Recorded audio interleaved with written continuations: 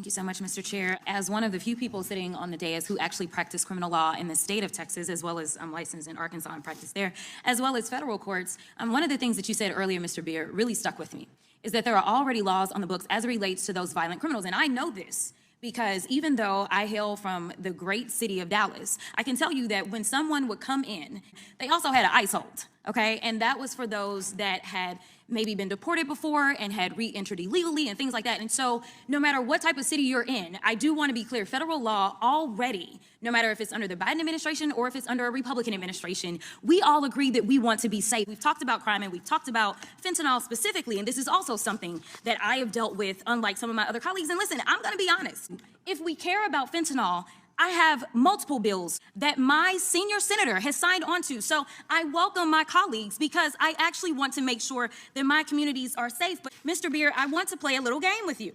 It's called rhetoric versus reality. And so I want to ask you, my first question, is this rhetoric or reality?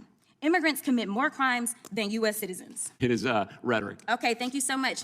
Mr. Chair, I'd like to ask for unanimous consent to enter into the record this article, which states that undocumented immigrant offending rate lower than U.S.-born citizen rate, and this is from nij.ojp.gov. Without objection. Thank you so much. The next one, immigrants are just living off the federal government and contribute nothing.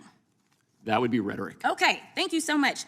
Mr. Chair, I would ask unanimous consent to enter study that says undocumented immigrants pay almost $100 billion in taxes. This is from the Alabama Reflector. Without objection. Thank you so much. Immigrants only enter at the southern border.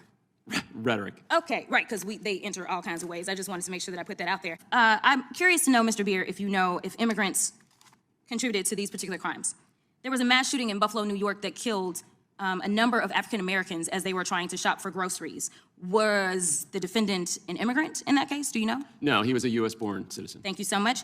Charleston, South Carolina, there were black churchgoers trying to praise the Lord. They were killed. Was that an immigrant that perpetrated that or not? No, that was a U.S.-born citizen. Thank you so much. Now, coming home to Texas, there was an El Paso shooting. Do you know if that was an immigrant or not?